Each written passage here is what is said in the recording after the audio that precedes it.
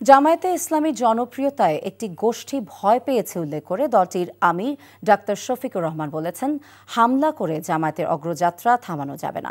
জনগণের ম্যান্ডেট পেলে বিএনপি সহ সব দলকে সাথে নিয়ে বাংলাদেশকে গড়ে তোলা হবে বলেও জানান দলটির আমির।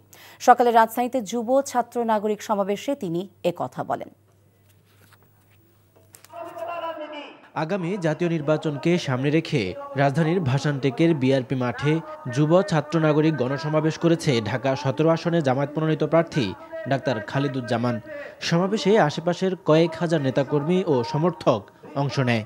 আমরা নৈতিক চরিত্রবান আদর্শ মানুষদেরকেই আগামী দিনের নেতৃত্বের জন্য বাছাই করে নিব। বাংলাদেশকে কি বিদেশ থেকে পরিচালনা করা যাবে না বাংলাদেশে এসে পরিচালনা করতে হবে?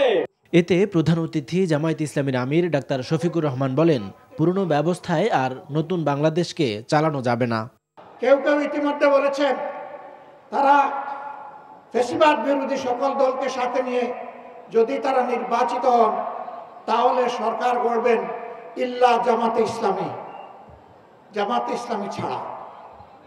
আমরা তাদেরকে বিনয়ের সাথে বলবো, জনগণ যদি মহান আল্লাহর ইচ্ছায় আমাদেরকে নির্বাচিত করে ইনশাল্লাহ আমরা আপনাদেরকেও বাদ দিব না, সবাইকে সাথে নিয়ে আমরা দেশ গড়ব ইনশাল্লাহ।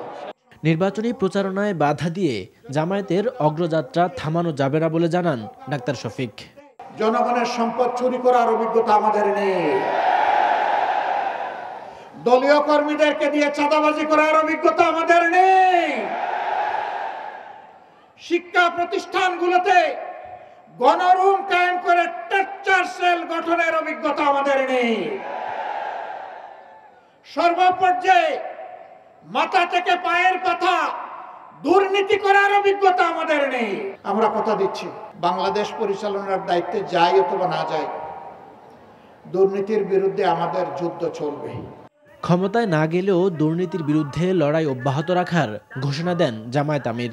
আপনি গাছের পোস্টার, লাইট পোস্টের পোস্টার, দেয়ালের পোস্টার, সুতায় টানানো পোস্টার আপনি ছিঁড়তে পারবেন, কিন্তু জনগণের হৃদয়ে ভালোবাসার যে পোস্টার লেগে গিয়েছে সেই পোস্টার আপনারা ছিঁড়তে পারবেন না।